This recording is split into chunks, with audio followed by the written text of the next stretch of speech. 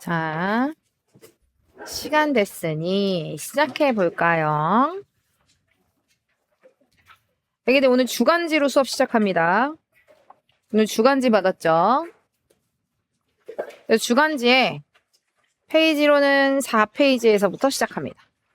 지난주에 애기들 6월 모의고사 봤죠? 3일 전에. 근데 잘 보셨나요? 애기들, 선생님이 계속 한 말 있어요. 킬러 주제를 선생님이 킬러 마스터에서 합니다. 근데 이제 일반 개념을 틀린 친구들이 있어. 근데 그거는 이 다음 커리큘럼에서는 일반 개념도 함께 할 거니까. 근데 우리가 지금 여기서 킬러 마스터에서는 킬러 주제만 하는데 킬러 주제 7개죠. 우리 킬러 주제 7개 중에서 지금 딱 2개 남아있는 상태입니다. 하나는 해외 원조 파트고 하나는 국제관계와 평화인데 지난주에 선생님이 국제관계와 평화를 하면서 모겐소랑 칸트를 했습니다. 갈통 안 했어요. 근데 그 이유가 뭐냐? 요즘의 트렌드상 칸트랑 그 다음에 모겐소가 시험에 출제될 가능성이 크다. 그대로 나왔죠. 그래서 이거 분명히 틀린 친구들 좀 있어. 선생님이 어저께도 그렇고 오늘도 그렇고 연구평으로는 틀렸는데 이 부분이 있어요. 복습을 하고 갈 시간이 없어서라고 선생님이 생각하겠습니다. 왜냐? 선생님이 계속 얘기한 부분. 난 지난주에 우리 딱 했을 때 선생님이 뭐라고 얘기했느냐? 애기들이 공부를 해보면 알겠지만 모든 엑셀표가 애기들 머릿속에 다 있어. 똑같은 표현은 아니지만 새로운 표현이 나왔을 때 모든 그 개념에서 전부 다 유추해서 다 정호 판단할 수 있다. 그리고 나는 그러지 않은 수능을 본 적이 없으며 그렇지 않은 시험을 본 적이 없는데 6, 9월은 다만 처음 보여지는 것들이 있을 수가 있다. 왜냐? 기출문제에서 지금까지 다루지 않았던 것들이 종종 출제가 되기도 합니다. 근데 그 얘기는 뭐야? 나 올해 이거 출제했으니까 너 이거 공부해놔라는 개념이라고 생각하면 되는데 올해 6월은 킬마 100%입니다. 지난주에 선생님이 작년 수능도 선생님의 엑셀표들 전부 다 조합해가지고 수능 문제 가는 거 보여줬었죠. 마찬가지로 이번 주 애기들 6월 모의고사 해설도 똑같은 방식입니다. 더군다나 여기에는 에티켓, 이 다음 커리큘럼인데 EBS도 들어간 것도 없고 그냥 애기들 킬마 책 똑같은 거야. 킬마 책에서 선생님이 이번 시험과 연관된 엑셀표를 찾았어. 만약에 애기들이 이 문제가 틀렸다라고 한다면 두 가지가 있을 수 있어요. 킬마에서 공부했던 내용들을 기억을 하지 못해서 잊어버려서 만약에 그렇다면 그 부분을 복습하시면 되고요. 킬마 내용 전부 다 알고 있었는데 그리고 그 내용 전부 다 알고 있었는데도 새로운 표현을 보고 내가 이거를 판단하지 못했다라고 한다면 이 다음에 선생님이랑 모의고사 풀면서 그 새로운 표현들을 익히는 시간을 가질 겁니다. 어떻게 적용해야 하는지 그런 훈련하는 시간. 근데 그러다라고 하기에도 이번 6월 모의고사는 너무 판박이처럼 나왔다. 오답률 1위가 심의복종이었습니다. 83% 오답률이더라고.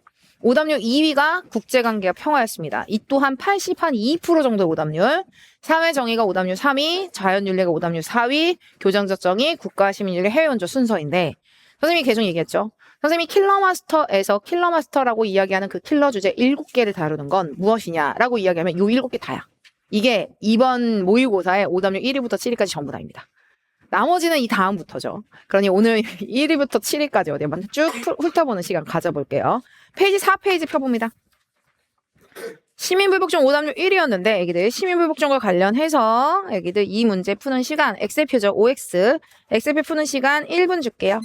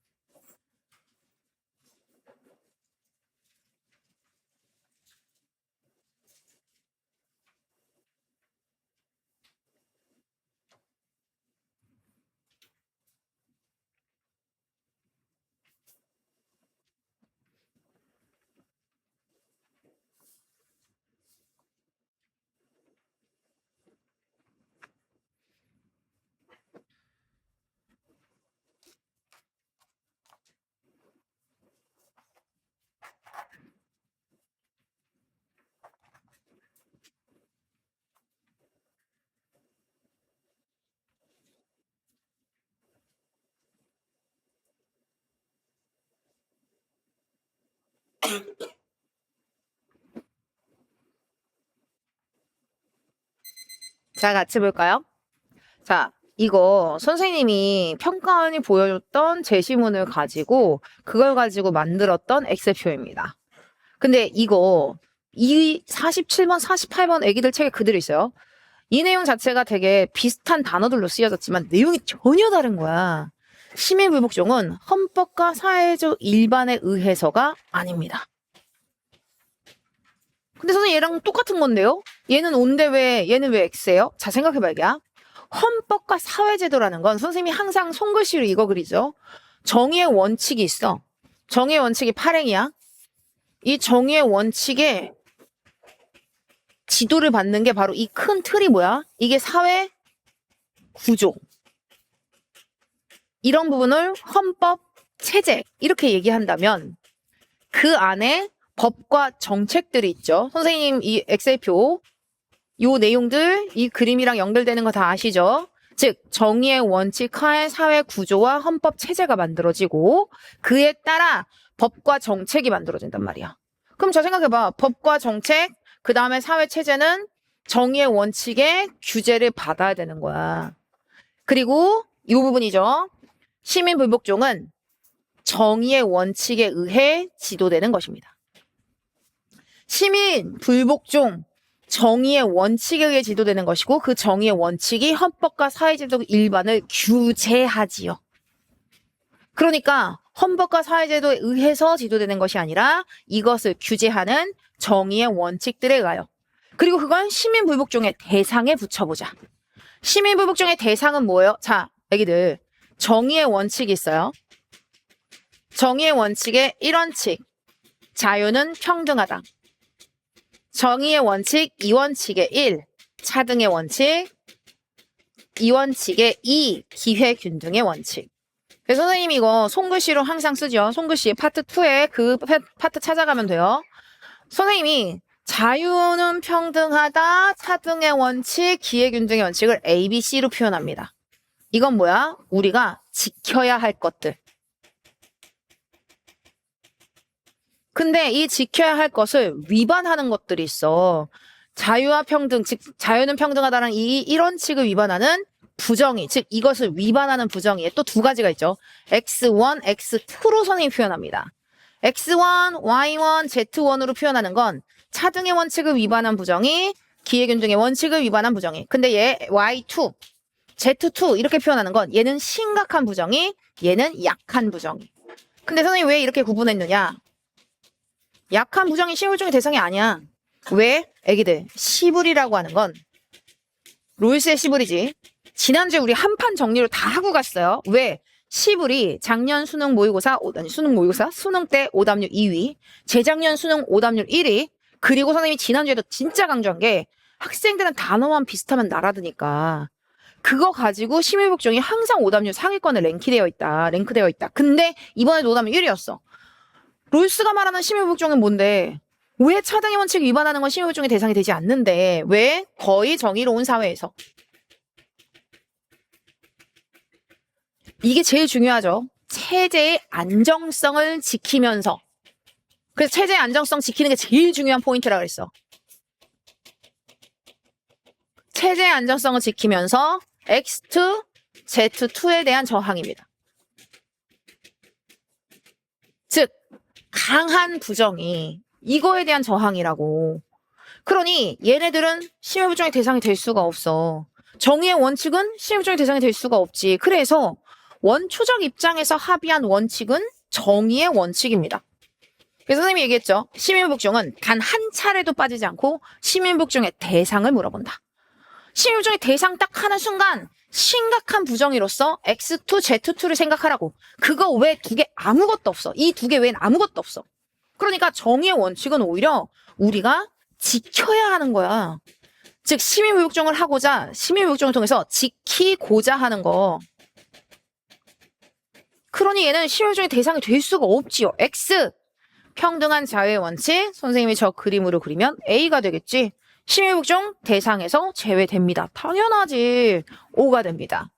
자, 매우 부정의한 입헌 체제에서 시민불복종은 성립할 수 없습니다. 왜요? 자, 봐봐. 매우 부정의한 입헌 체제. 이건 시스템을 얘기하는 거야. 그 큰 체제, 시스템이 매우 부정의하잖아? 그럼 체제의 변혁, 도모해야 합니다. 우린 이걸 혁명이라고 부르지 시민불복종이 아닌 거야.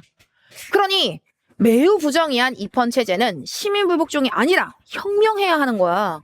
그러니 얘는 당연히 시민불복종 성립할 수 없습니다. 9번 시민불복종이 성립하지 않는 사회가 정의로운 사회일 수는 없다? X입니다. 왜요? 선생님, 시민불복종이 성립하지 않는 사회는 아주 부정의하니까 정의로운 사회. 자, 다시 보자 이게야. 시불이라는 건 X2, Z2에 대한 저항이야. 논리적으로 접근해보자. X2, Z2 존재하지 않는 사회는 시불이 성립할 수 없습니다. 그치? 논리적으로는 그렇잖아. X2, Z2가 없는데 시불을 어떻게 해? 그렇다면 이런 시불 성립하지 않는 사회 어떤 사회인데요? 첫 번째, 완전 정의로운 사회. 완전 정의로운 사회는 시불이 성립할 수 없어. 두 번째는 약한 부정의만 존재하는 사회. 그치? X1, 이런 Z1들, 이런 약한 부정의만 존재하는 사회는 시민불복종이 성립할 수가 없지요. 따라서 이 부분 X. 그래서 자, 이 부분 심각한 부정의가 존재하는 민주체제에서는 시민불복종이 불가능하다. 자, 봐봐. 민주체제잖아. 이건 체제는 괜찮다는 이야기야. 체제는 괜찮은데 심각한 부정의 X2, Z2도 심각한 부정이야. 당연히 시민불복종 가능하지요. 체제는 괜찮은데 심각한 부정이니까. 그러니 얘는 X가 됩니다. 그 다음 34. 원초적 입장에 있는 당사자들, 롤스 입장에서 원초적 입장에 있는 당사자들은 정의로운 체제 안정성을 유지하고자 할 겁니다. 그래서 시민불복종은 저 정의로운 사회, 이 거의 정의로운 사회에서 체제 안정성을 지키면서 시민불복종 하는 거야. 이런 부정의한 거 없애가지고 더 파랑파랑 만들게. 그러니 원초적 입장에 있는 당사자들은 정의로운 체제의 안정성을 유지하고자 할 것이며, 그래서 이 정의로운 체제를 지키기 위해 정당한 시민불복종 규정하는 조건들을 채택하게 됩니다. 이유가 무엇? 정의로운 체제의 안정성을 유지하기 위하여. 그러니 얘는 당연히 5가 되지요. 그 다음 마지막. 기본적 자유를 침해한 법. 자, 생각해보자. 기본적 자유를 침해한 법에 대한 항거, 예외 없이 정당 NO. 이게 기본적 자유는 정의의 일원칙 A라고 볼 수 있어. 우리 맨날 요거 A, B, C라고 한다면. 그럼 그걸 침해한 법은요. 기본적 자유를 침해한 법은 얘는 X1도 있고 X2도 있잖아. 근데 예외 없이라고 이야기할 수 없는 이유는 X1, 즉 약한 부정의는 시민불복종의 대상이 될 수 없습니다. 따라서 얘는 5가 됩니다. 그러니 법에 부정의한 정도에 따라 시민불복종의 정당화 여부가 달라집니다. X1이라면 약한 부정이니까 시민불복종의 대상이 될 수 없지만 X2라면 기본적 자유를 심각하게 위반한 거니까 얘는 시민불복종 정당화될 수 있습니다. 헌법의 규정, 자, 이거 평가원이 시험에 문제를 출제하는 방식이에요. 헌법이라는 단어만 들으면, 아이들이 근거라는 단어만 들으면, 방식, 뭐 법 이런 단어만 들으면 다 똑같이 퉁쳐버리는 게 많으니까 일부러 저렇게 선지를 만들어. 자, 보자. 헌법에 규정된 방식으로 제정된 법은, 자, 헌법에 규정된 방식으로 제정된 법이야. 이건 뭐야? 헌법에 따라서 만들어졌다 이거야. 아니, 헌법에 규정된 방식으로 제정된 법이라고 할지라도 그 법이 X2, Z2라면 시불의 대상이지요. 근데 있잖아. 헌법에 규정된 방식과 헌법 근거는 다릅니다. 헌법의 근거는 정의의 원칙입니다. 이게 무슨 말이에요? 자, 생각해보자. 헌법을 내가 지금 빨강색으로 해볼게. 이게 헌법이라고 쳐봐. 헌법에 근거하여 혹은 헌법에 규정된 방식으로 만들어진 건 헌법을 바탕으로 만들어진 법과 정책들을 얘기하는 것이고, 헌법의 근거라고 한다면 헌법의 바탕이 되는 거야. 그러면 이건 뭐야? 정의의 원칙이지. 정의의 원칙은 시불이 대상이 될 수가 없어. 헌법의 근거에 이의를 제기하는 행위가 아닙니다. 오히려 헌법의 근거, 정의의 원칙을 지키고자 하는 것이죠. 따라서 얘는 X가 됩니다. 애기들 6월 모의고사 다 풀었을 테니까 문제 풀 시간은 안 줄게요. 애기들 다 풀었을 테니까 본인 시험지 가지고 온 친구들은 본인 시험지 펴시면 되고요. 그리고 바로 문제 풀어봅니다. 자, 생각해보자. 애기야, 얘는 롤스입니다. 근데 재시문 분석은 선생님이 나중에 할 거야. 선생님이 얘기했지. 6, 9월이 진짜 중요하다. 6, 9월에 이 중요한 제시문들은 나중에 선생님이 라인 바이 라인으로 끊어가지고 애기들 이거랑 학력평가랑도 붙여보고 EBS랑도 붙여봐서 이거 라인 바이 라인으로 나중에 퍼파라고 하는 커리큘럼에서 선생님은 6, 9월 분석은 따로 할 거예요. 근데 어디 한번 생각해보자. 이거 롤스인 거 오늘은 이제 롤스만 할 거야. 답 적절한 것은 1번 끝. 여기야. 사회 기본 구조의 규제 원칙이 뭐야? 구조의 규제 원칙은 이것을 규제하는 원칙이니까 정의의 원칙이야. 이 정의의 원칙에 대한 심의 복종은 허용될 수 없지요. 이거 선생님이 지금 요것만 떠있지만 애기들 그 밑에 바로 엑셀이 붙어있잖아. 헌법과 사회제도 일반을 규제하는. 자, 선생님 뭐라 그랬지? 평가원의 제시문이 선지로 내려오는 경우가 90%다. 선생님 전 이거 처음 봐. 당연하지. 이런 선지 자체는 처음 나왔어. 근데 실제로 여기 선생님이 지금 제일 위에 올려놓은 47번, 48번이랑 똑같은 내용이야. 하나의 워딩 자체에 당연히 익숙하게 만드는 것도 중요하고요. 그 내용이 정확하게 무엇인지도 구분해야지. 답 1번입니다. 이것도 판박이잖아. 시민불복종이 성립하지 않는 사회는 부정의하다고 볼 수밖에 없다. 물론 부정의한 사회에 있어. 부정의한 사회는 시부를 할 것이 아니라 즉 체제 자체가 부정의한 거지. 체제 자체가 부정의한 사회는 혁명을 해야지 이걸 시민불복종을 할 게 아니야. 그래, 그게 맞아. 아니 근데 이거 했잖아. X2, Z2가 존재하지 않는 사회도 시민불복종을 성립할 수 없다고. X2, Z2가 존재하지 않는 완전 정의로운 사회 혹은 약한 부정의만 존재하는 사회. 논리적으로는 얘네들도 시민불복종 성립할 수 없습니다. 근데 이게 1이 되었든 2가 되었든 거의 정의로운 사회보다는 오히려 더 정의로운 사회야 얘네가. X2, Z2가 존재하지 않아서. 그러니까 X가 됩니다. 시민불복종이 정의로운 체제의 안정성을 이유로 제한될 수는 없다. 무슨 말이야. 원초적 입장에 있는 당사자들은 체제의 안정성을 지키기 위해 여러 가지 조건들을 전부 다 채택할 거라고. 그게 X. 자, 기본적 자유를 제한하는 법, 시민불복종의 대상일 수밖에 없다라고. 자, 이거 예외 없이 아니잖아. 약한 부정의는 시민불복종의 대상이 될 수가 없어요. 마지막, 헌법에 근거한 법. 애기야, 이거 분명히 이것만 달달달달 또 외우고 가잖아 아이들이. 그러면 헌법의 근거에 이의를 제기하는 그 표현과 또 헷갈린다. 워딩 자체, 이 자체를 외운다가 아니라 하나하나의 그 단어들이 다시 또 다른 표현으로 쓰일 수 있다는 것도 알아둬야 돼.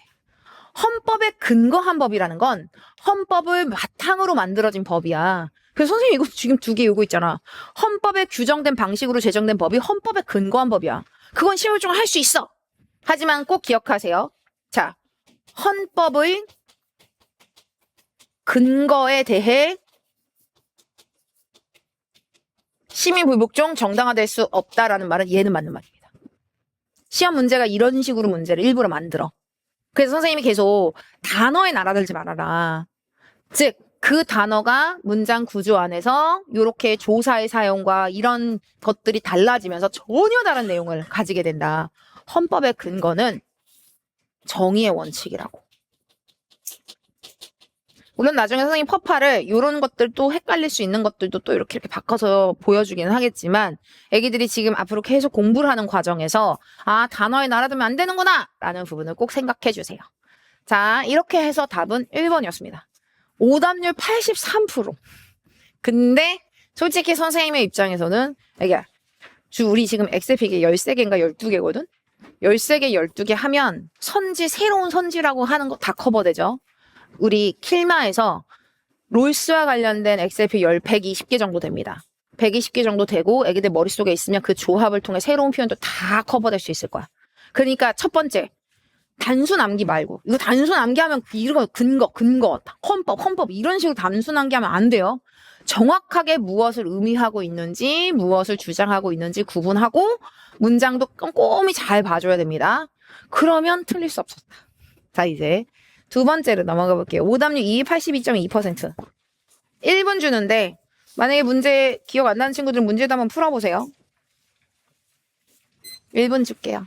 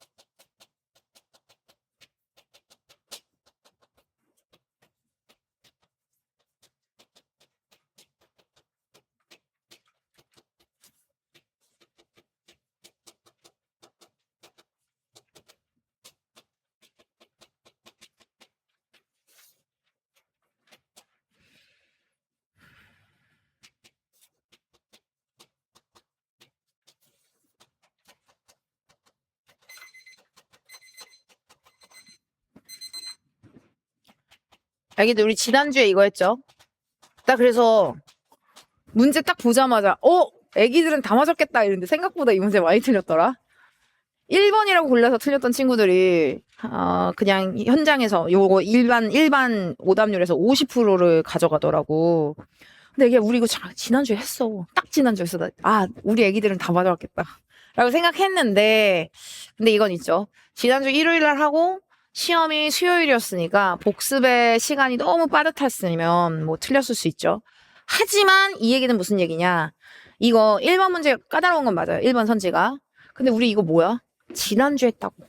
애기들 지난주에 나랑 이 시간에 여기서 했다고. 다수가 아니라고. 거기에 애기들 엑셀표 보면 유일한 하나에 라고 적혀 있었을 것입니다. 근데 이걸 기억하고 가면 너무 쉬운 문제였는데 이게 기억이 안 나면 이건 지식이니까. 근데 선생님이 계속 이야기하는 부분이 있어요. 킬만은 90% 아니 넘게 95% 정도는 평가원입니다. 하지만 나머지 5%에서 10% 정도는 선생님이 일부러 평가원은 아니지만 이제 평가원이 거의 극에 다다랐어. 그래서 여기서 약간 더 넘어갈 수가 있단 말이야. 거기까지 딱 달아놓은 여기까지 나온 거죠. 그래서 선생님이 얘기했었어. 지난주에. 아직 평가원이 다루진 않았지만 점진적으로 시행해야 되는 예비 조항들 그리고 즉각적으로 시행해야 되는 예비 조항들도 구분할 수 있다라고 이야기했었죠. 자, 이거 왜 다수 아니야. 왜 그러느냐 이 얘기에 대해서 얘기했었어. 유엔이라고 생각하면 쉽다. 똑같진 않아요. 똑같을 수 없지. 칸트가 살아있을 땐 유엔이 없었어. 근데 있잖아. 유엔이라고 생각하면 쉬운데 유엔이 여러 개의 유엔이 있으면 오히려 갈등이 더 유발돼. 지네들끼리 또 유엔끼리 싸울 수 있으니까 그냥 하나의 유엔이 전 세계 모든 국가를 아우르는 거라고 생각하셔야 됩니다. 그래서 평화를 위해서 영구 평화를 위해서는 국제연맹은 유일한 하나의 연맹이어야만 합니다. 그리고 이 부분 이제 예비조항에 대한 내용들 선생님이 이거는 좀 흐름이 좀 없긴 하죠. 근데 흐름이 없는 이유는 그냥 선지 하나하나마다 필요한 거를 그냥 선생님이 톡톡 뜯어온 거야. 어떠한 독립국가도 이 얘기는 뭐냐 칸트가 생각할 때 국제관계에서 각각의 국가들은 독립된 개별적 주권을 가지고 있잖아. 개별의 자유로운 국가는 주권을 지닙니다. 그리고 그 주권을 지니는 국가들이 이제 연맹을 달성하는 거지. 그러니 어떠한 독립국가도 상속, 매매, 교환 혹은 증여에 의해 다른 국가의 소유로 전락할 수 없다는 건 독립국가로서 개별적 자유를 가진 주권을 지닌 나라로서 이렇게 있어야 된다는 거야. 그러니 연맹체제 단계에서도 개별 국가의 주권은 인정되어야 하지요. 5가 됩니다. 그 다음 국가 간의 동맹 없이는 국가 간 세력 균형은 불가능하다. X. 그래서 선생님이 맨날 이 그림 똑같이 그려요. A, B, C끼리 동맹 맺고 나라들끼리 X, Y, Z끼리 동맹 맺어서 이렇게 세력 균형 이룰 수 있습니다. 우리는 이런 걸 동맹은 현실주의, 그지? 이런 현실주의는요 라고 이야기하는 부분이에요. 지금 모겐소 하고 있어요. 모겐소. 근데 현실주의에서는 동맹 중요시 여겨. 근데 있잖아. 동맹이라는 개념 자체가 야 A, B, C 나랑 부부 먹고 X, Y, Z 쟤네랑 싸우자. 이게 동맹이야. 근데 선생님이 항상 뭐라 그랬어? 꼭 동맹만 있지 않아도 된다. A, B, C 동맹 맺었는데 여기에 미국 하나 들어가도 된다고. 그리고 이 표현도 기억해두라 그랬어. 자력구제라고 이때는. 그래서 지난주에 모겐소랑 칸트 했었죠. 그때 그대로 요거 쓰여져 있습니다. 자력규제도 가능하구나. 국내 정치와 다르게 국제 정치는 권력을 얻기 위한 투쟁. 아니요. 국내 정치도 국제 정치도 전부 다 권력을 얻기 위한 투쟁입니다. 따라서 얘는 X가 됩니다. 국내 정치와 같이 국제 정치도 그 본질은 권력 투쟁입니다. 그러니 얘는 O가 되죠. 자, 요 권력 투쟁 O. 그 다음에 이제 모겐소. 국제사에서 평화를 유지할 수 있는 방법 존재합니다. 그런데 현실주의에서의 평화라는 건 뭐야? 현실주의 입장에서의 평화라는 것은 바로 전쟁이 멈춘 상태입니다. 전쟁이 멈춘 상태인데 이게 영구적이라고 생각하진 않아요. 그래서 언제든지 전쟁 발발 가능. 칸트랑은 다르죠. 칸트 입장에선 이 영구평화라는 게 왜 언젠가 달성할 이 영구평화 뭐야? 전쟁의 발발 가능성마저 넘는 거야. 그건 얘는 O. 이건 현실주의니까. 평화 유지할 수 있는 방법 존재하죠. 물론 이거는 요거는 현실주의야. 자, 국제법에 근거한 세력 균형이 유일한 평화 유지의 수단. 유일한도 틀렸고요. 국제법에 근거한도 틀렸습니다. 왜냐? 세력 균형은 기본적으로 힘의 논리야. 따라서 국제법에 근거한 거라는 것도 안 맞고요. 그리고 또 유일한 평화의 유지. 평화. 여기서의 평화가 전쟁 멈춘 거잖아. 그러니까 유일하다라고 말할 수도 없어요. 왜냐? 선생님이 지난주에도 얘기했지만 모겐소 자체 내에서는 그냥 전쟁이 없을 수 있는 모든 수단 다 쓸 수 있어. 그러니까 이게 세력 균형만이 유일하지도 않고요. 그리고 4대 관계 얘기해줬잖아. 명나라와 그 다음 조선과의 관계를 보면 전쟁은 일어나지 않는 평화 상태라고 볼 수 있지만 그게 세력의 균형이라고 말할 수는 없거든. 그것도 평화건 평화지, 그지? 얘는 X가 됩니다. 비폭력적 수단을 통해, 자, 비폭력적 수단 뭘까? 국제법. 오히려 생각보다 국제법 잘 지킵니다. 라고 이야기합니다. 왜? 국가의 이득이 되니까. 국제법 혹은 비밀 외교 이런 것들을 통해서도 국가 간의 전쟁은 억제될 수 있습니다. 당연하죠. 그러니 얘는 O가 됩니다. 자, 이제 문제 풀어볼까요? 갑은 칸트, 을은 모겐소는 설명하지 않을게요. 그리고 이거 답은 2번이었습니다. 1번을 고른 친구가 무려 50.7% 이렇더라고. 근데 애기야, 이게 왜 그러냐면 지금까지 한 번도 평가는 이걸 낸 적이 없거든. 근데 애기들은 나랑 지난주에 이거 딱 하고 갔잖아. 근데 선생님 기억이 안 났어요. 그럴 수 있어. 그래. 우리가 일요일날 하고 수요일날 시험 봤으니까 복습을 확실하게 하지 않았다라면 그럴 수 있어. 근데 이거를 또 다른 한편으로 생각해보자. 애기들 같은 경우는 선생님이 가르쳐줬으니까 알겠죠? 그치. 근데 만약에 이걸 몰랐어. 정말 공부를 다 했는데도 몰랐어. 그건 괜찮습니다. 왜요라고 이야기를 한다면 얘는 6월 모의고사잖아. 이거 시험에 낼 거란 이야기야. 6, 9월에는 새롭게 등장하는 내용이 있습니다. 이건 평가원 기준으로만 보면 애기들은 지난주에 선생님이랑 하고 가서 그렇지 실제로 평가원 기준으로 보면 처음 등장하는 선지, 처음 등장하는 내용이야.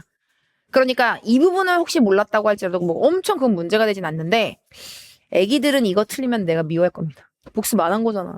애기들 잘못이잖아 이건. 애기들 나랑 그거 다수 아니라 유일하다라고 얘기했는데 평화연맹은 유일해야 합니다.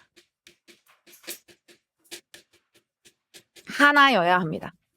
국제법의 이념은 독립적인 국가들 간의 분립을 전제로 한다. 이 표현은 있어요. 분립이라는 표현도 당연히 이것도 평가는 처음 쓴 선지기는 한데 한번 생각해봐. 국제법을 통해서 평화연맹 만드는데 평화연맹은 개별 자유로운 국가들이잖아. 그런 독립적인 국가들, 분립, 자유로운 국가들이 독립으로서 다른 나라의 매매, 상속 이런 걸로 전락하지 않는 데잖아. 그럼 그 국가들을 서로 어때? 나눠주는 거 당연히 맞는 말이죠. 5가 됩니다. 개별 국가들이 주권을 가지고 있는. 그리고 개별의 이 예비 조항에서도 우리 아까 보고 왔죠. 개별의 이 독립국들은 매매, 상속 등으로 다른 나라의 소유로 전락하지 않잖아. 그럼 당연히 얘는 5가 됩니다. 자, 국가 간의 동맹 없이는 국제평화의 실현이 가능하지 않다. 무슨 말이야? 동맹 없애도 자력구제로서도 가능하다니까? 자력구제 가능. 이건 동맹이 아닌 거야. 괜찮아. 그 다음 국제정치와 국내정치가 그 본질에 있어서 같을 수는 없다. 왜 같을 수가 없어? 애기야, 그 국내정치든 국제정치든 전부 다 즉 국내외 정치, 국제정치가 되었든 국내적 정치가 되었든 그 본질은 권력 투쟁입니다. 그 다음 갑과 을, 주권국가에 대해서 그 주권의 제한 없이는 국제평화의 실현은 불가능하다. 모겐소 입장에서는 그 주권국가는 그냥 그대로 존중받. 아니 왜 다른 나라가 각각의 다 자기의 이익을 위해서 서로 그냥 대립하고 가끔은 협력도 하고 이런 관계인데 이게 주권의 제한 없이 국제평화의 실현이 불가능하다. 모겐소 입장에서 틀려서 말이 안 되죠. 그럼 선생님 이거 칸트는요? 라고 이야기하면 이 부분은 있어요. 각 나라들은 국제법의 규제를 받습니다. 제약을 받는 건 맞아. 근데 그걸 제한이라는 표현이랑은 맞는지는 선생님 이건 약간 더 고민을 해보려고. 그래서 이거는 선생님이 나중에 6구에 완벽하게 분석해 줄 때는 얘기해 줄게요. 이건 근데 모겐소가 너무 말이 아니잖아. 주권의 제한 없이 국제평화의 실현이 국제평화 모겐소 입장에서 뭐든지 다 할 수 있는 건데. 그럼 얘는 X가 됩니다. 그래서 답은 2번. 근데 선생님 기준에서 우리 애기들은 잘 봤을 거라고 생각하는 이유는 지난주에 선생님이 이걸 하고 갔잖아. 근데 다시 얘기하지만 복습하시면 돼요. 공부하면 되는구나라는 걸 이제 선생님이랑 오늘 이렇게 또 경험을 해보고 아 내가 엑셀표 하나도 틀리지 않을 만큼 공부해야겠다 이렇게 생각하시면 돼요. 자 이제 3번으로 넘어가 볼게요. 오답류 4입니다. 여기 1분 30초 줄 테니까 엑셀표도 하고 문제 안 푼 친구들 문제도 풀어보세요. 본인 문제 푼 거 가지고 왔으면 그걸로 보셔도 돼요.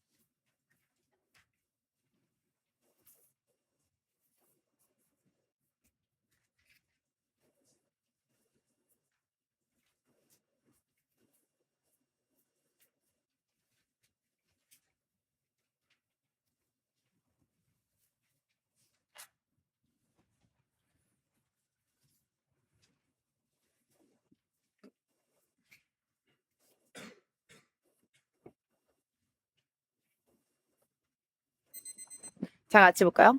개인의 소유권을 침해하지 않는 과세 정책 가능하지. 선생님, 과세는 나쁜 거 아니에요? 자, 노직은 지금 자유지상주의입니다. 개인의 자유를 침해하는 건 안 좋아. 개인이 소유권을 가지고 있어. 그런데 그 소유권을 가진 소유물에 대해서 자유롭게 이전하는데 그에 대해서 억지로 야, 너 세금 내. 억지로 그런 거면 안 돼. 그럼 어떤 게 억지냐? 타인의 복지 증진을 위한 세금 부과는 부당합니다. 정당하지 않습니다. 하지만 즉 이 얘기는 뭐야? 타인의 복지 증진을 위한 세금 부과는 언제나 개인의 소유권을 침해한단 말이야. 하지만 가장 바람직한 분배는 국가가 없는 안 된다 그랬어. 왜? 최소국가 있어야 되잖아. 그럼 무슨 얘기? 이런 최소국가가 있어야 되는데 이 최소국가 운영을 위한 세금 부과는 괜찮습니다. 정당합니다. 왜? 나의 자유가 지켜지는 거잖아. 그럼 최소국가가 하는 일이 뭔데? 최소국가 첫 번째, 먼저 범죄로부터 시민을 보호하고 두 번째는요. 계약 이행을 감시하고 그 다음 부정의가 생겼을 때 교정하지요. 근데 있잖아. 이런 최소국가는 나의 즉 개인의 자유를 지키고자 하는 거야. 그러니 나의 자유를 지키고자 세금을 내는 건 너무나도 정당한 건 거야. 하지만 타인의 복지를 위한 세금 부과는 안 되죠. 그러니 개인의 소유권을 침해하지 않는 과세 정책은 가능합니다. 어떤 경우? 요런 경우. 하지만 얘네들은 안 되죠. 가장 바람직한 분배는 국가가 없는 상태가 아니라 최소국가 있어야 합니다. 따라서 얘는 X죠. 그리고 이 최소국가 운영을 위해 세금 내야 되는 건 괜찮다. 이 부분. 그 다음 두 번째. 개인이 노동을 통해 취득한 소유물도 교정의 대상이 될 수 있지요. 왜? 타인의 권리를 침해한 경우.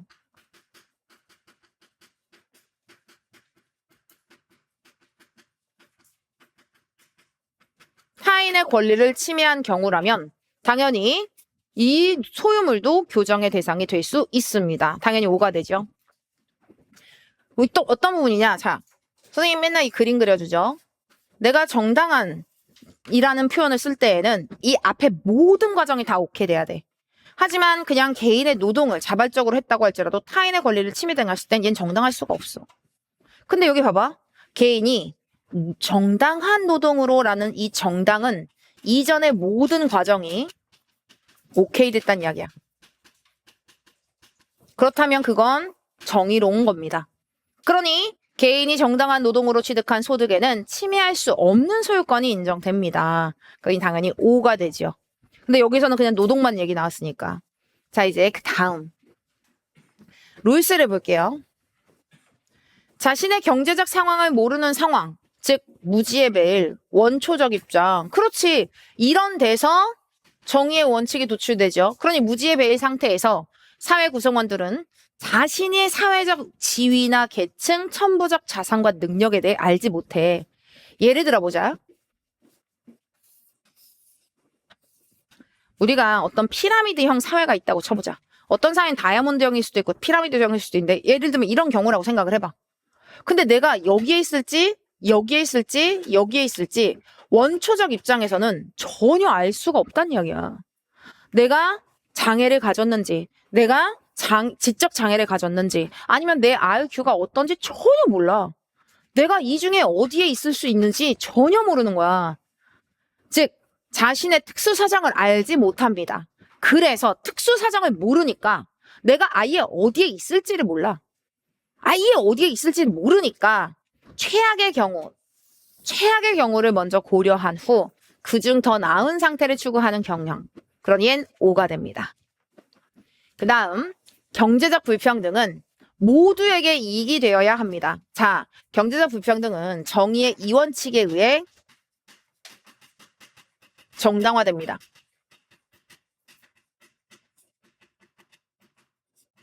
정의의 이원칙에 의해 정당화된다는 건 차등의 원칙을 지키고 기회균등의 원칙이 지켜질 때 불평등이 정당화되는 거야.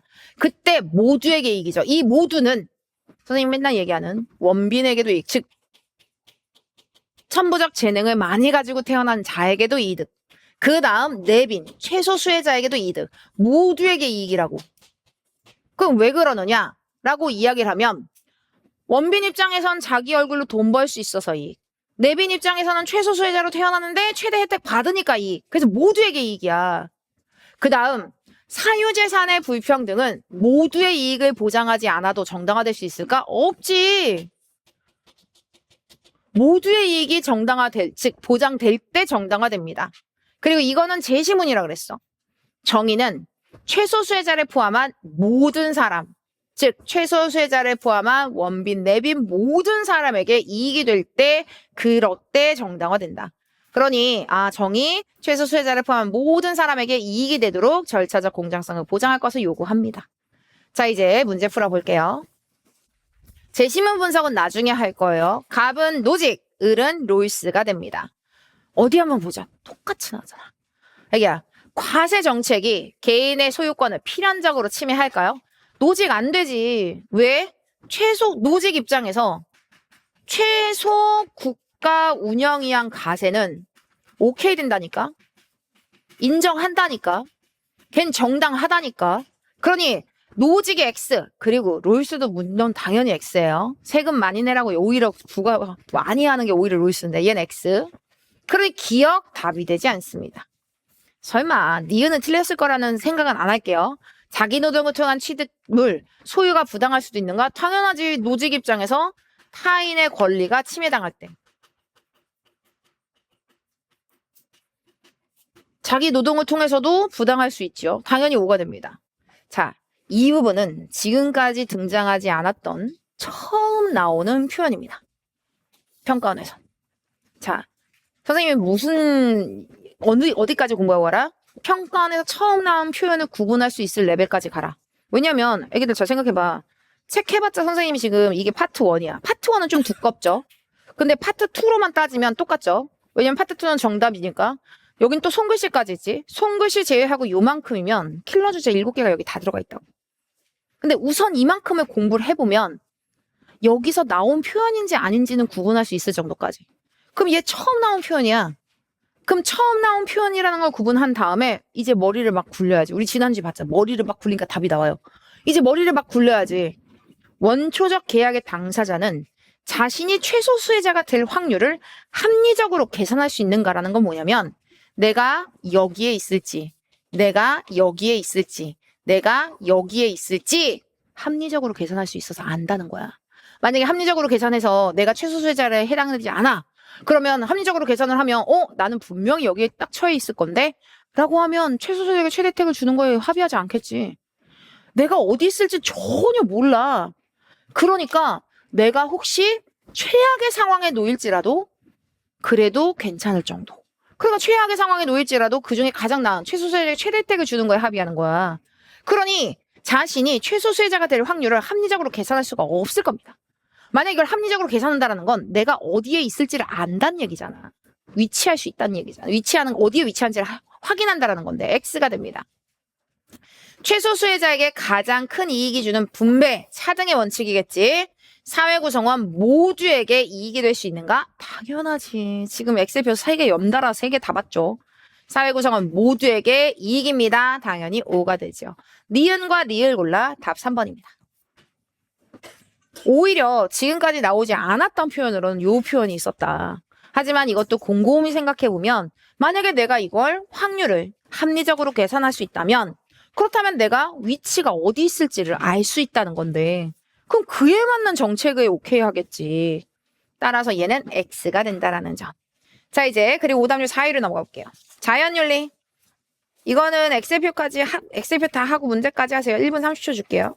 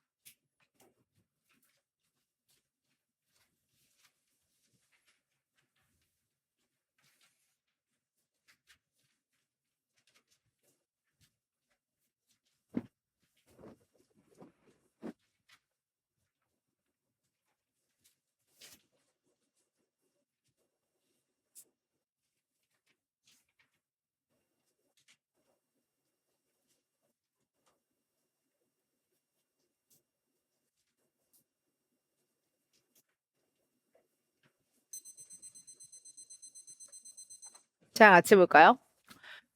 선생님이 이 부분을 얘기했어. 인간은 도덕적 행위의 주체죠. 인간이 도덕적 고려의 대상, 즉 도덕적 지위를 갖는 존재에 대해서 이야기합니다.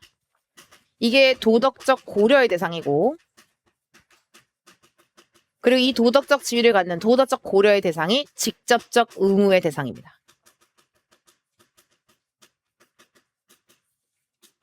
이건 사람마다 다르죠. 칸트는 인간까지만. 그래서 선생님 이거 다 손글씨로 써놨어요.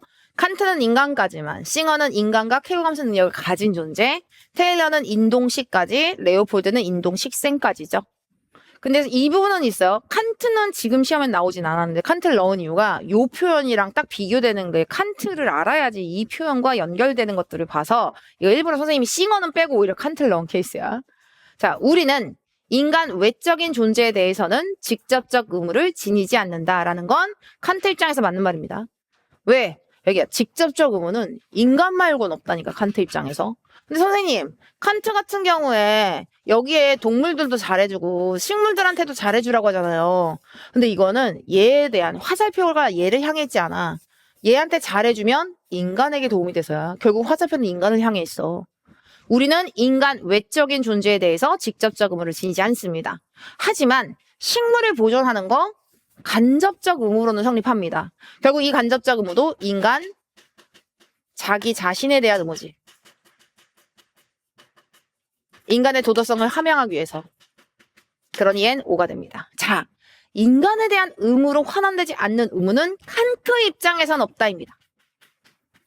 왜냐면 칸트 입장에선 얘한테 잘해주는 것도 결국은 인간에 대한 의무로 오거든. 근데 칸트 이외의 탈인간 중심주의의 경우 탈인간 중심주의는 인간 외적인 존재는 그 자체가 소중해서야. 쾌감수 능력을 가진 존재가 끝났어. 얘는 환원되지 않는 의무 다 있지. 싱어는 쾌감수 능력을 가진 존재들. 테일러는 인간 외의 동물, 식물. 그다음 레오폴드는 동물, 식물, 돌멩이 뭐 이런 것들. 그다음 얘는 X가 됩니다. 싱어는 그냥 뺐어요. 이제 테일러.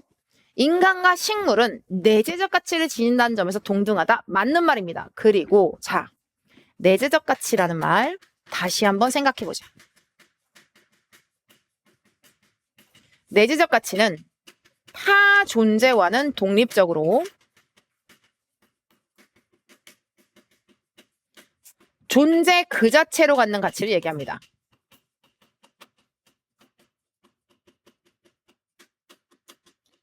존재 그 자체로 지니는 가치, 내재적 가치는 칸트 입장에선 인간까지만, 인간은 존재 그 자체로 이 내재적 가치를 가지죠.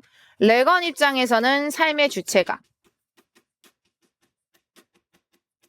그리고 테일러 입장에서는 생명체, 유기체, 목적론적 삶의 중심. 선생님 그러면 싱어랑 레오폴드는 안 물어볼 겁니다. 왜냐? 각각의 사상가들마다 쓰는 표현이 있는데 애기들은 문제 풀 때 구분하지 않고 문제 풀었을 거예요. 근데 각각의 사상가들마다 의무론의 개념을 가지는 칸트, 레건, 테일러는 내적 가치와 도덕적 가치를 똑같이 쓰지만 싱어와 레오폴드는 좀 다를 수 있거든. 근데 그걸 고3 아이들에게까지 요구하지 않으니까 아, 내적 가치라는 건 이런 거구나. 칸트, 레건, 테일러가 내적 가치 이렇게 갖는다고 하는구나. 다만 이건 있어요. 이 세 명, 얘네들은 의무론이거든. 관점 자체가.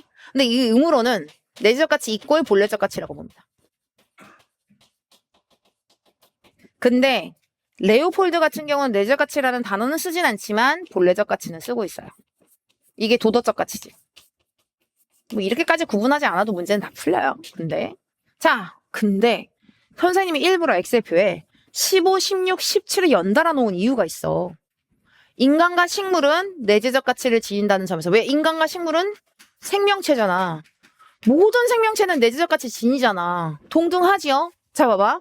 이 내재적 가치를 지닌다는 점에서 동등한 거는 이 내재적 가치는 인간의 가치 평가에서 독립적 가치를 지닌다는 이야기야. 그건 지닐 수 없다가 아니지. 독립적 가치가 내재적 가치인 거야. 어떤 생명체의 존속은 그 생명체의 본래적 가치, 독립적 가치, 내재적 가치 당연히 O가 됩니다. 이렇게 구분할 수 있죠. 자, 의무의 대상은요. 자, 근데 테일러 입장에서는 생명체까지만 도덕적 고려의 대상입니다. 도덕적 지위, 생태계 그 자체는 지니지 못합니다. 왜요? 자, 도덕적 지위를 가지는 건 테일러 입장에서는 목적론적 삶의 중심이어서 그래. 테일러 입장에서 목적론적 삶의 중심.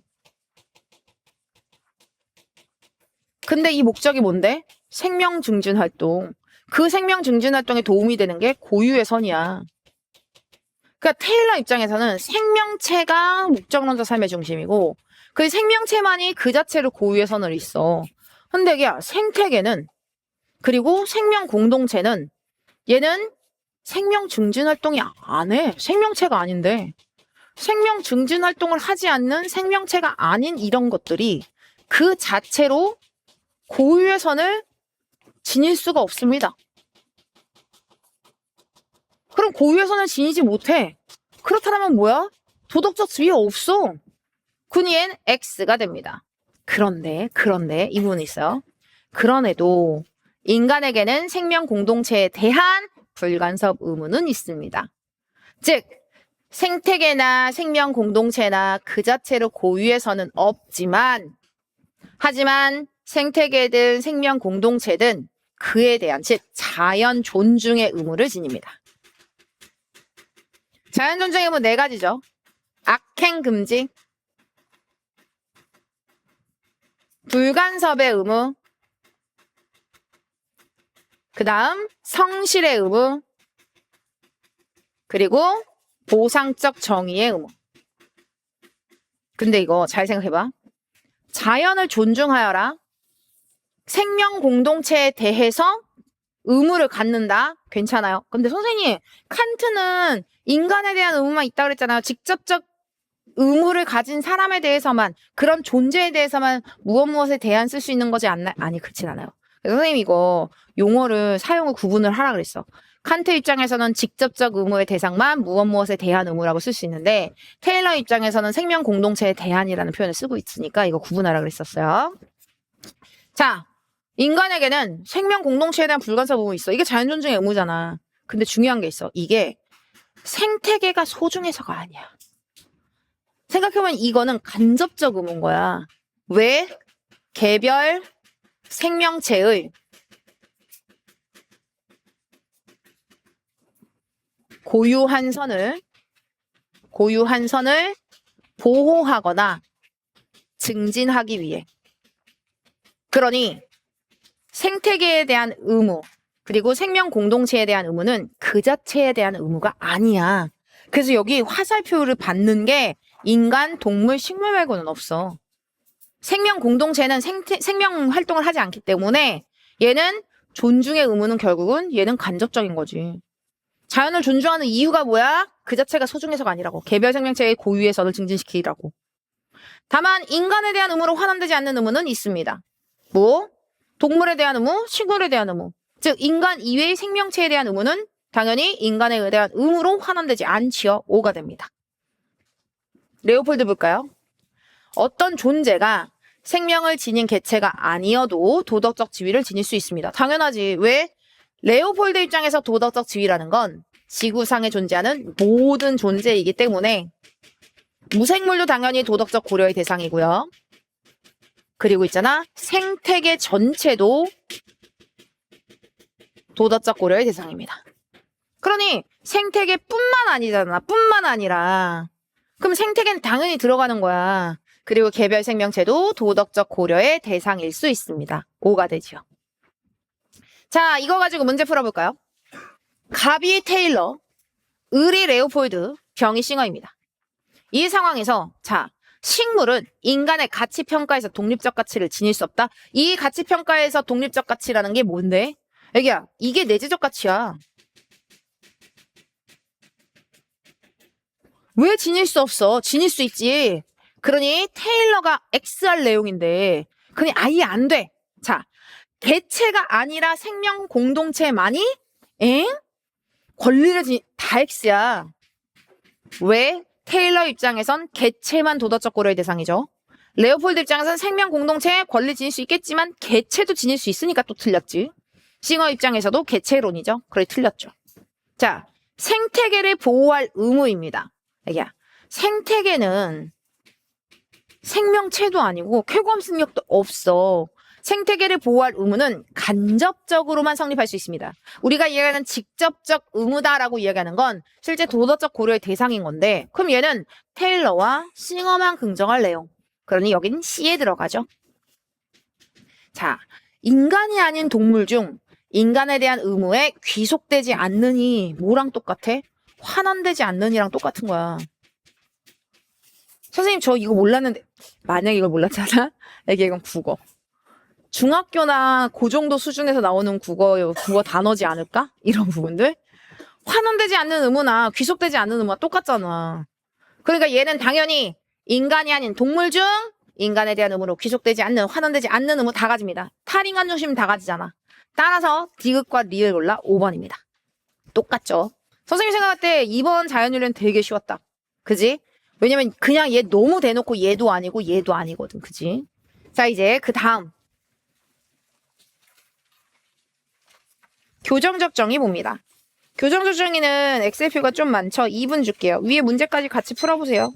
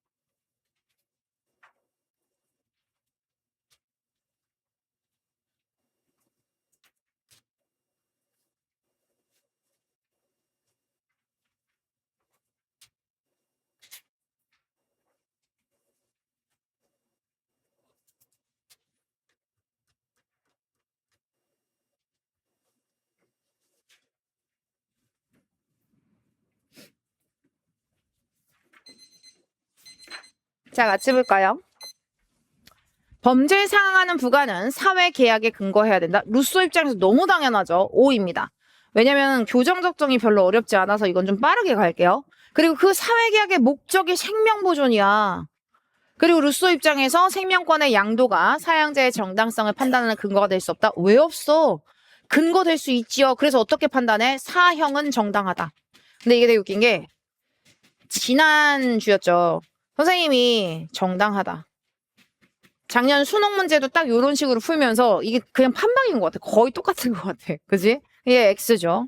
자, 이제 그리고 이거 지난주에도 했던 거 그대로 또 나온 거야. 이게 모든 형벌 안 된다니까. 시민의 일원으로서 처벌? 자, 이거 극악 범죄를 저지른 자. 극악 범죄를 저지른 자. 예를 들면 어떤 경우? 살인자 같은 경우. 국가에 맞서 전쟁을 선포한 죄인이라고 볼 수 있는데 그들은 국가의 적입니다. 이 얘기 뭐야? 시민의 일원이 아니라는 거예요. 시민 아닌. 그지? 그럼 얘는 O가 됩니다. 시민이 아니라 국가의 적으로 처벌하는 것이다 라는 말 O가 됩니다. 자, 이제 그리고 루소. 살인자에게 사형 이하의 형벌이 부과될 수 없다? 아니, 왜 없어? 부과될 수 있지. 살인자는 국가로부터 분리되어야 합니다. 근데 그 국가로부터 분리되는 방식이 추방 혹은 사형이 있지요. 따라서 얘는 O가 됩니다. 자, 이제 루소 이렇게 했다면 베카리아입니다. 형벌에 대한 범인의 동의가 형벌에 대한 범인의 동의가 형벌권의 기초이다. 이거 판박이로 똑같이 나왔어. 몇 년 만에? 4년 만에. 근데 이거 되게 중요합니다. 어떤 부분이냐면 선생님이 이 부분 이야기한 게 있었어. 루소와 베카리아는 자연 상태의 개인들이 사회 계약을 맺습니다. 그래서 국가가 되면 시민이 되는 거야. 얘는 이제 시민이지. 근데 얘가 범죄를 저지르잖아? 범죄 행위를? 그럼 얘는 이제 범죄자가 되는 거야. 근데 이걸 보고 여기까지 둘이 똑같아. 자연 상태 개인들이 사회계약을 통해 국가가 형성되었고 그 시민이 범죄 행위를 통해 범죄자가 되는 건데 루소 입장에서는 이때 모든 권리가 다 양도되죠. 자신의 생명권마저 양도되어 일반 의지에 감독하여야 됩니다. 그리고 여기서 만약에 살인자가 되었다라고 하면 얘는 더 이상의 시민이 아닙니다.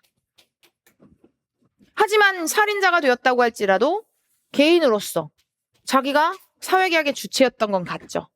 이거 누구도 똑같아. 베카리아도 똑같은데 뭐가 다르냐. 베카리아는 그 개인이 생명권을 양도하지 않습니다. 양도 과정에서. 그지? 그리고 여기에서 이제 일반 의사의 영향을 받죠. 의사. 그리고 얘가 살인자가 되었다고 할지라도 얘는 시민으로 봅니다. 그래서 이거는 시민에 대한 전쟁이야 라는 표현 쓴단 말이야.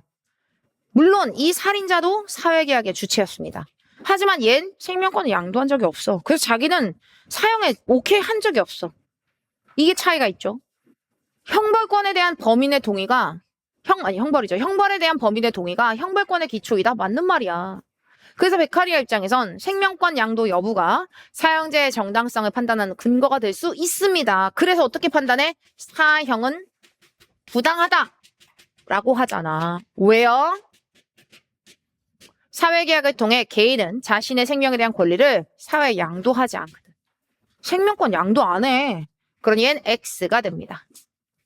그리고 이제 베카리아 얘기하죠. 이거 송글씨에 또 다 쓰여져 있어요. 애기들 이거 진짜 자주 나온다고. 사형은 범죄 억제력이 전혀 없진 않습니다. 사형은 순간의 강렬한 인상을 가져. 강도는 정신노역형보다 커. 그리고 지속도는 당연히 정신노역형이 더 크고요. 더 큰 공포도 정신노역형이 가져옵니다. 그래서 범죄 예방 효과는 정신노역형이 더 커. 하지만 사형에 그 범죄 예방 효과가 없다는 게 아니라고. 다 송글씨로 쓰여져 있죠. 그러니까 전혀 없는 이 틀렸어. 다만 범죄 억제력 측면에서 사형보다 정신노역형이 더 효과적일 뿐입니다. 사형보다 정신노역형이. 그러니 얘는 O가 되죠. 자, 이제 칸트.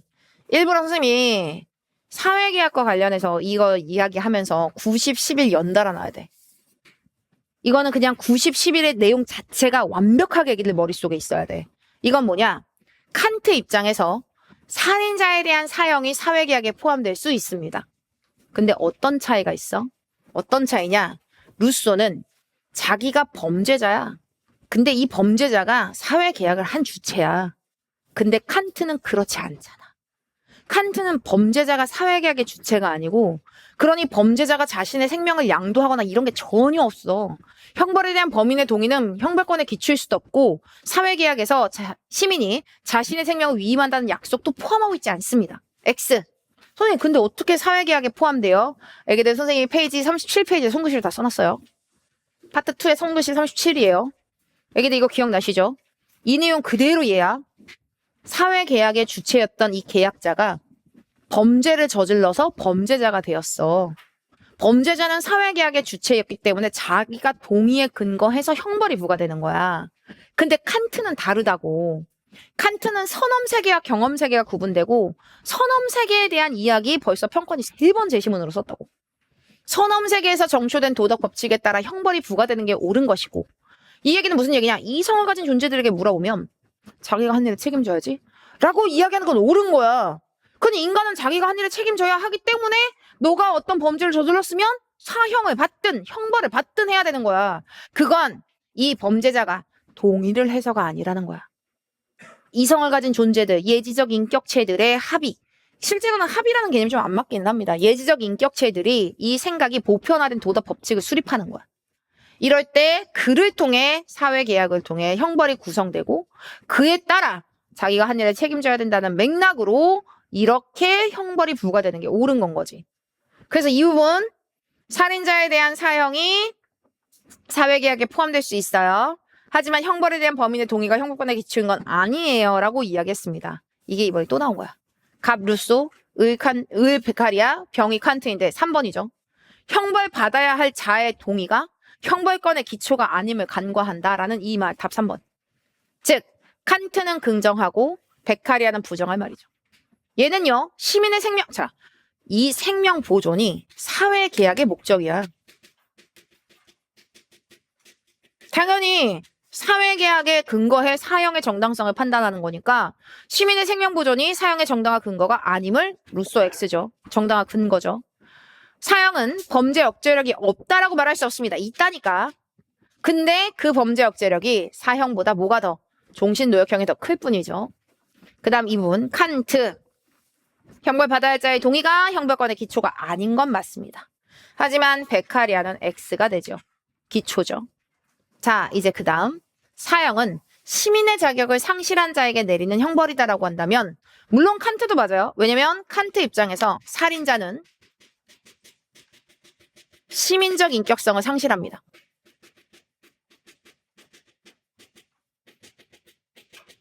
그러니까 시민의 자격을 상실한 자, 이것도 맞는데 포인트는 루소가 긍정할 말에서 틀린 거잖아. 따라서 얘 X가 됩니다. 살인자에게 사형 이하의 형벌이 정당화될 수 없다? 루소 X 정당화될 수 있지. 왜? 애기야, 살인자는 사형 받아야 되겠지만 사형 이외에 추방도 가능하다니까. 그래서 답은 3번이 됩니다. 자, 이렇게 해서 교정적 정의까지 했다면 그 다음 국가와 시민윤리입니다. 애기야, 이거는 선생님이 1분 30초 줄게요.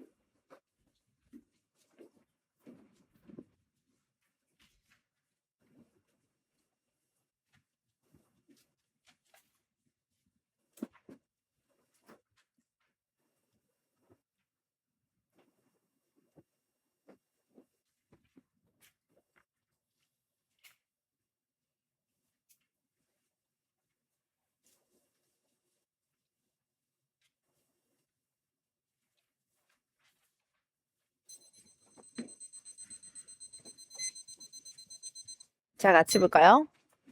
국가가 없는 자연 상태에서 개개인은 모든 것에 대한 권리를 갖습니다. 애기들, 권리 갖는 거 맞아요. 근데 있잖아. 이 모든 것에 대한 이 권리가 무엇을 의미하는지 정확히 알아야 돼. 이건 자기 보존을 위해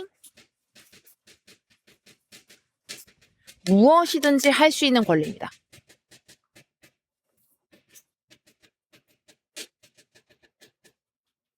무제한의 자유. 그래서 자유권이라고도 합니다. 자유의 권리. 이런 권리야. 애기야, 이거 소유권 아니야. 벌써 여러 번 나왔어요. 소유와 지배, 자연 상태에서는 네 것과 내 것도 구별이 없어. 자연 상태는 소유도 없고요. 지배도 없고요. 네 것과 내 것의 구별도 없어요. 그래서 오히려 이런 모든 것에 대한 권리 때문에 저런 소유와 내 것 이런 것도 없는 상태에서 저러니까 전쟁 상태가 되는 거야. 엥? 선생님, 소유권도 없는데 아니 어떻게 자기 보존에서 무엇이든지 할 수 있는 무제한 자유? 아니 어떻게 소유권이 없는데 이런 권리는 가져요? 애기들 잘 생각해보자. 선생님 맨날 똑같은 예시 들죠. 여기 토끼가 있어요. 그 여기 나치타가 있다고 쳐보자. 직관적 이해를 통해서 내가 맨날 똑같이 얘기하죠. 나치타는 여기가 자연 상태라고 하면 자기 보존을 위해 토끼를 마음대로 잡아먹을 수 있습니다. 당연하지. 토끼 죽여도 되고요. 토끼 때려도 돼. 자기 보존을 위해서라면. 근데 나치타만 그런 게 아니야. 여기 나사자가 있습니다. 나사자 또한 자기 보존을 위해 토끼 잡아먹을 수 있습니다. 그럼 이 얘기는 뭐야? 토끼는 누구의 것일까요? 그 누구의 것도 아닙니다. 즉 자기 보존을 위해서 무엇이든지 할 수 있지만 근데 그게 소유권이 아니야. 하다못해 무엇이든지 할 수 있기 때문에 나치타는 나사자에 대한 신체에 대해서도 권리를 갖습니다. 근데 얘기야, 나치타가 나사자에 대면 갖는다? 아니지, 나사자도 나치타에 대해서 갖는 거야. 그래서 전쟁 상태인 거야. 그러니 소유와 지배도 없고 네 것과 내 것의 구별도 없어요. 자연 상태, 자, 전쟁 상태인데 리바이어던이 없는 곳이 바로 자연 상태지. 이 자연 상태에서는 법과 정의도 없고 소유도 없다고. 그리고 얘기야, 여기서의 법은 자연법을 얘기하는 게 아니에요. 법이 한 글자로 따로 다니면 그건 자연법이 아니라 법률을 얘기하는 겁니다.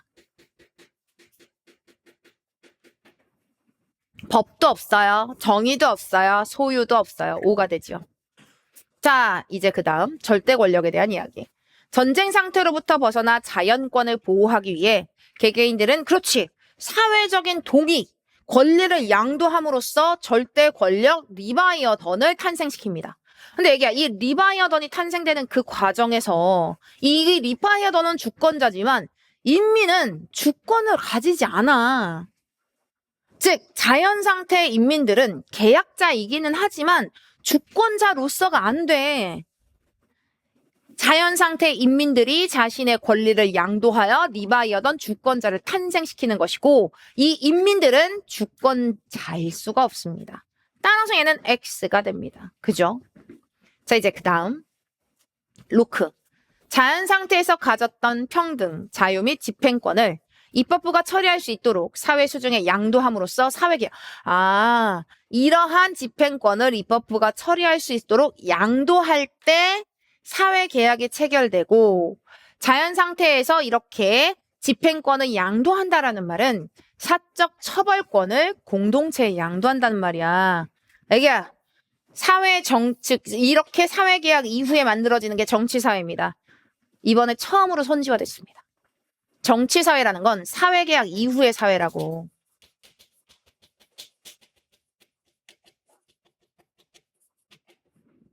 그러면 자, 무슨 얘기야? 양도하는 곳에서 정치사회가 만들어지는 거야.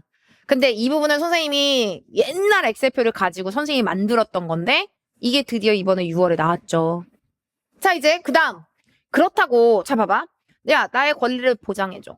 내가 자연 상태에서 내 권리가 잘 보장이 안 되니까 내 권리 보장해줘. 라고 해서 국가에 나의 권리를 양도하지만 모든 권리를 양도하는 건 아니야.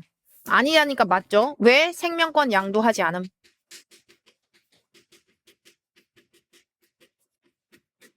따라서 얘는 5가 됩니다.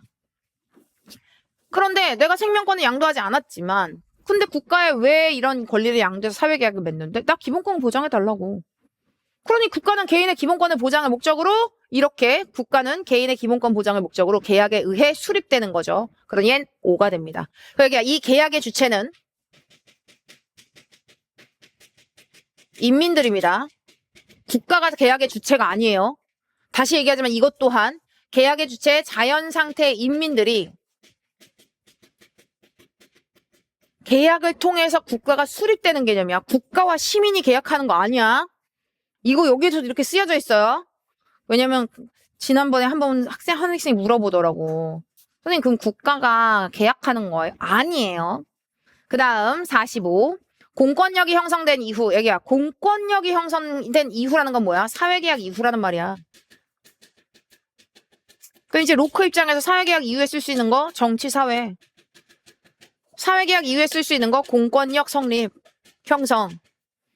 그 다음에 사회계약 이후에 쓸 수 있는 것도 뭐야? 법률 제정. 뭐 이런 것들이 있겠지. 자기 보존의 권리로서 자연권은 개인의 책임이자 국가의 역할입니다. 맞는 말입니다. 자, 그리고 또 하나가 이 문제를 은근히 아이들이 틀렸는데 선생님 기준이에요. 선생님 기준에서 왜 아이들이 틀렸을까를 이제 막 분석을 해보잖아. 자연 상태를 보고 그냥 홉스라고 생각하는 친구들이 있을까 봐.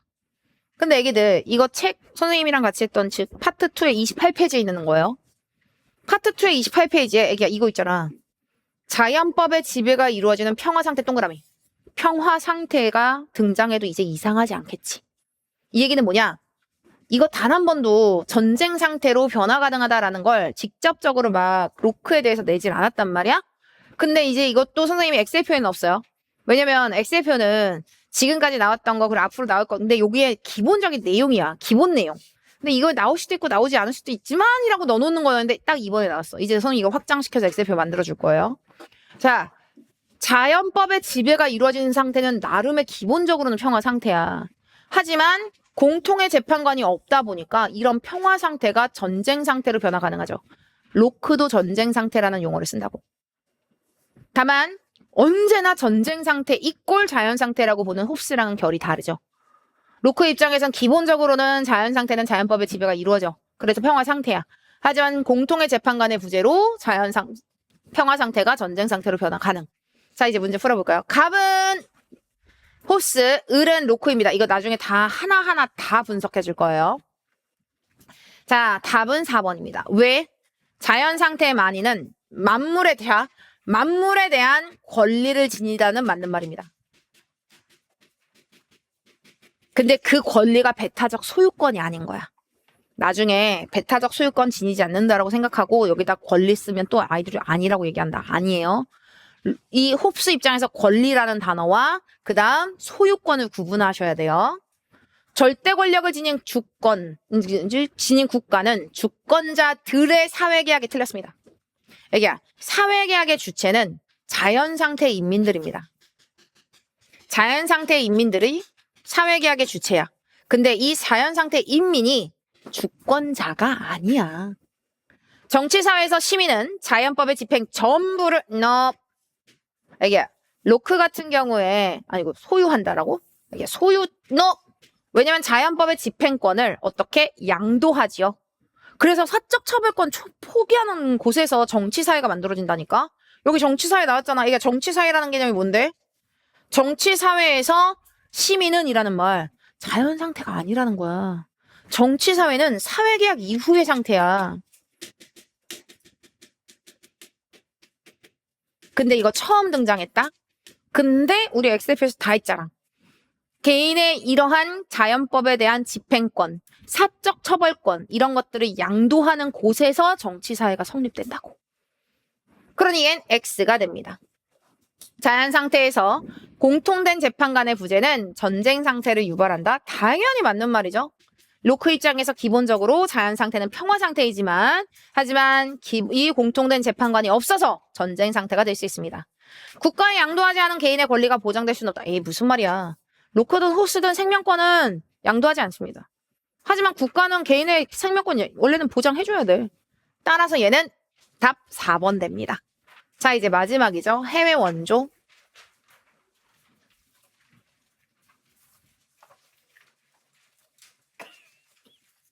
페이지로는 10페이지. 2분 줄게요. OX 다 하고 문제까지 풀어보세요.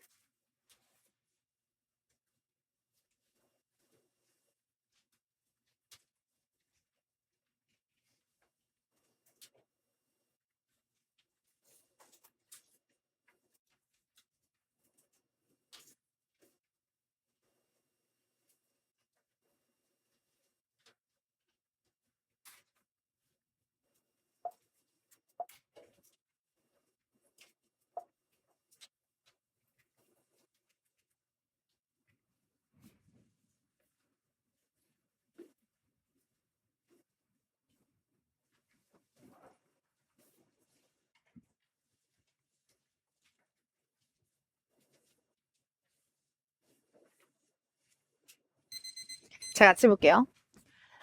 실제로 고인물이라고 이야기하죠, 우리가. 막 완전 미친 듯하게 찾아보고 그런 친구들한테는 오히려 해외원조의 싱어 선지가 엥이라는 느낌이 듭니다. 그리고 그 엥이라는 느낌이 드는 이유도 한번 설명을 해줄게요. 우선은 롤스부터 볼게요. 인권이 보장되지 않는 사회, 요쪽이죠. 손글씨에서 인권이 보장되지 않는 사회, 체제의 결함 때문에. 얘는 인권이 보장되는 사회야. 애기야.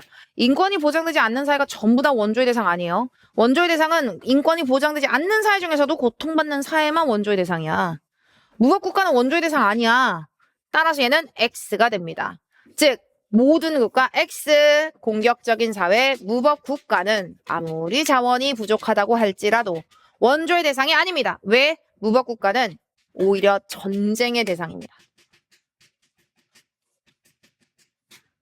원조의 목적은 고통받는 사회를 질서 정연한 사회 구성원이 되도록 하는 데 있다. 무엇을 통해? 체제의 개선을 통해. 근데 우리 지난주에 그거 기억나지?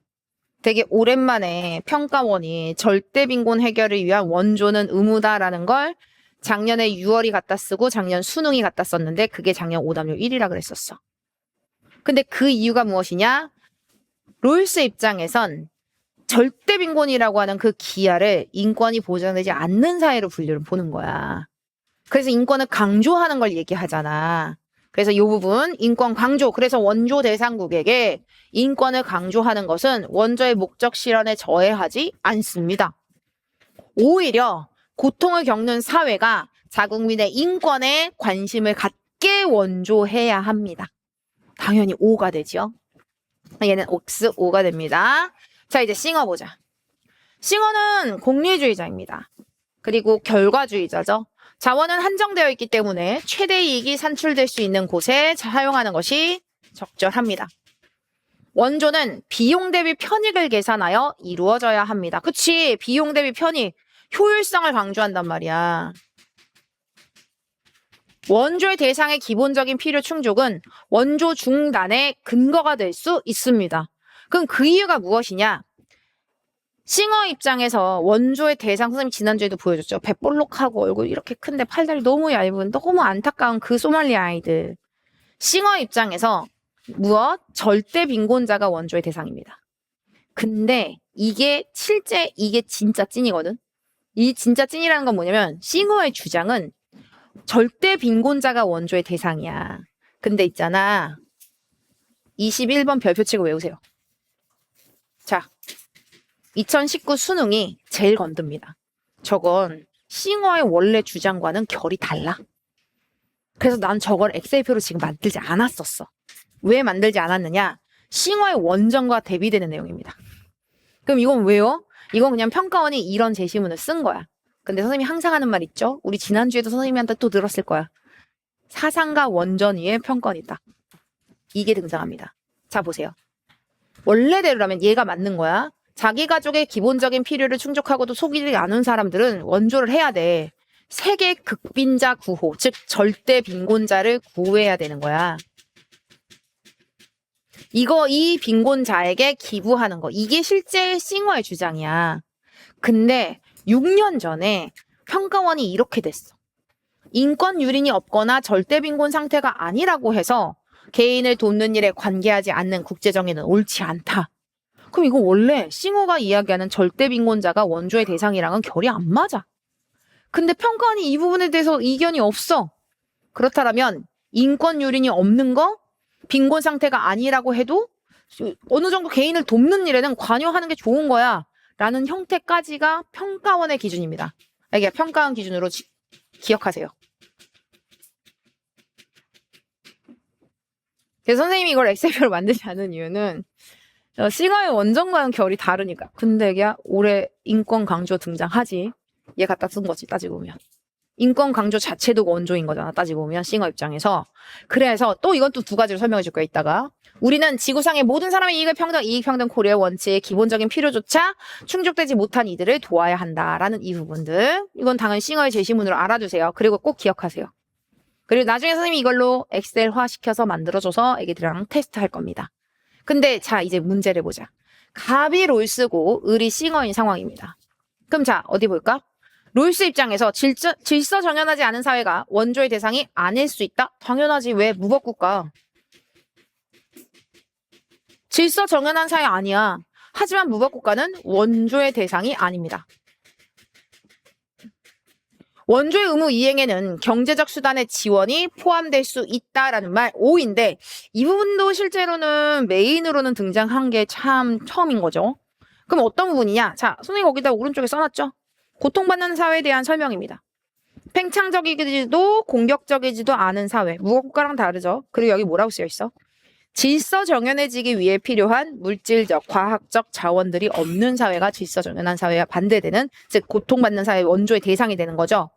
그러면 잘 생각해봐.